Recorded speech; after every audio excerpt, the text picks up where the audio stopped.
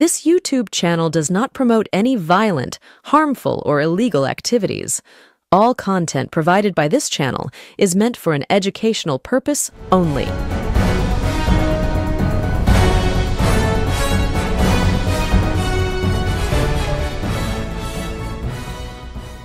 নয়ই আগস্ট নবান্ন অভিযান।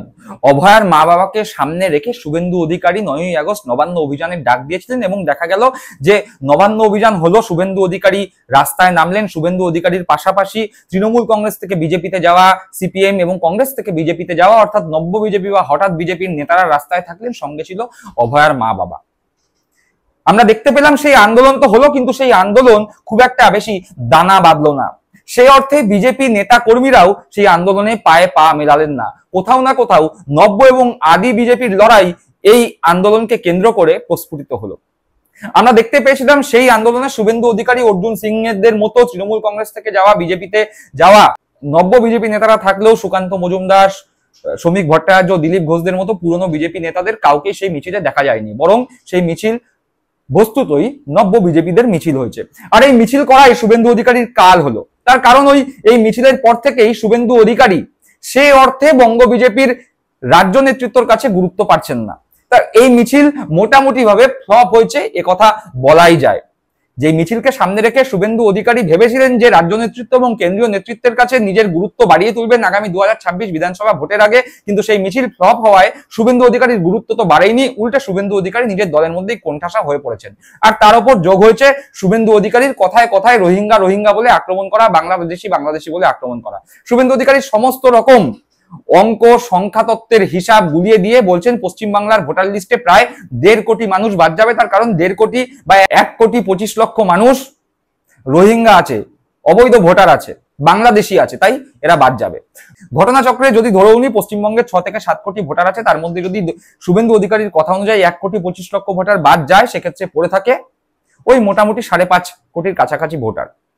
এবার এই ভোট যেটা পড়ে থাকছে তার মধ্যে সংখ্যাগরিষ্ঠ ভোট যে বিজেপি পাবেই, সে কথা শুভেন্দু অধিকারী নিজেও বুক বাজিয়ে বলতে পারছেন না, কিন্তু তিনি বলে দিচ্ছেন যে পশ্চিমবঙ্গের ভোটার লিস্ট থেকে 1,25,00,000 ভোট বাদ যাবে এবং তৃণমূল কংগ্রেসের ভোট নাকি 2,94,00,000 থেকে কমে ওই 1,70,75,00,000 এসে দাঁড়াবে। মানে শুভেন্দু অধিকারী ধরেই নিচ্ছেন যে যারা ভোটার লিস্ট থেকে যদি এসআইআর এর মাধ্যমে শুভেন্দু অধিকারীর কথাকে সত্যি প্রমাণিত করে 1,25,00,000 লোক বাদ যায়, তারা নাকি সবাই তৃণমূল কংগ্রেসের ভোট থেকেই বাদ যাবে।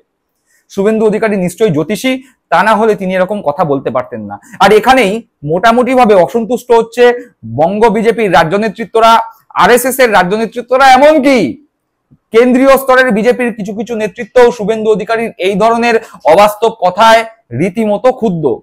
তারা ঘনিষ্ঠ মহলে বলতে শুরু করেছে শুভেন্দু অধিকারী হতাশায় পড়ে এই ধরনের কথা বলছে কিনা। তার কারণ ইতিমধ্যেই বিহারে এসআইআর নিয়ে বিজেপি সহ নির্বাচন কমিশন যেভাবে সুপ্রিম কোর্টে ঘোল খেয়েছে, যেভাবে লেজে গোবরে হয়েছে, তারপরে বাংলায় সাবধানী পদক্ষেপ ফেলতে চাইছে বিজেপি, বাংলায় সাবধানী পদক্ষেপ ফেলতে চাইছে নির্বাচন কমিশন। আর সেই জায়গায় দাঁড়িয়ে শুভেন্দু অধিকারীর এই যে বক্তব্য, সেই বক্তব্যকে খুব একটা ভালো চোখে দেখছে না বঙ্গ বিজেপির রাজ্য নেতৃত্ব থেকে শুরু করে কেন্দ্রীয় নেতৃত্ব। শুভেন্দু অধিকারী ঠিক কি বলেছেন সেটা একবার শুনি।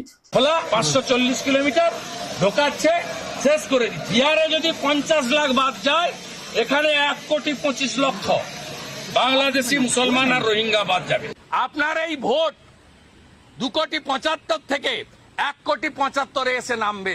আজকে লিখে রাখুন, কিচ্ছু করতে পারবেন না, দেখবেন আর জ্বলবেন, লুচির মতো ফুলবেন। শুনলাম শুভেন্দু অধিকারীর সেই অবাস্তব দাবি, 1,25,00,000 লোক বাদ যাবে বাংলার ভোটার লিস্ট থেকে।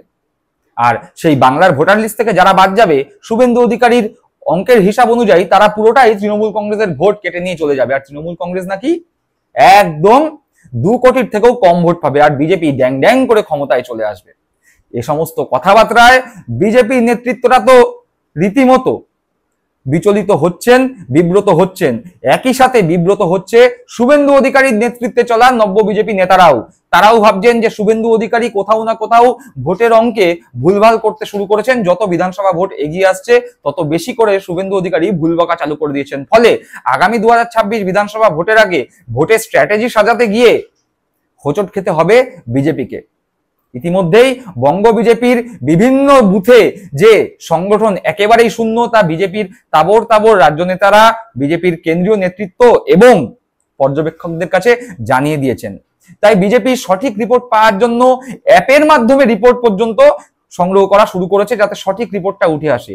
যেই দল বাংলার বুকে দাঁড়িয়ে এখনো পর্যন্ত নিজেদের সংগঠনকে মজবুত করতে পারেনি, সেই দল শুধুমাত্র ভোটার লিস্টে ভোটার বাদ দেওয়ার মাধ্যমে ক্ষমতায় আসার স্বপ্ন দেখছে এবং সেই কথা বলছে বিরোধী দলনেতা শুভেন্দু অধিকারী। ফলতই বিব্রত বিজেপি, বিব্রত বঙ্গ বিজেপির রাজ্য নেতৃত্ব। দর্শক বন্ধুরা, এ বিষয়ে আপনারা কি মনে করছেন? আপনাদের মূল্যবান মতামত কমেন্ট বক্সে কমেন্ট করে জানাবেন। সকলে ভালো থাকবেন, সুস্থ থাকবেন। জয় হিন্দ, বন্দে মাতরম।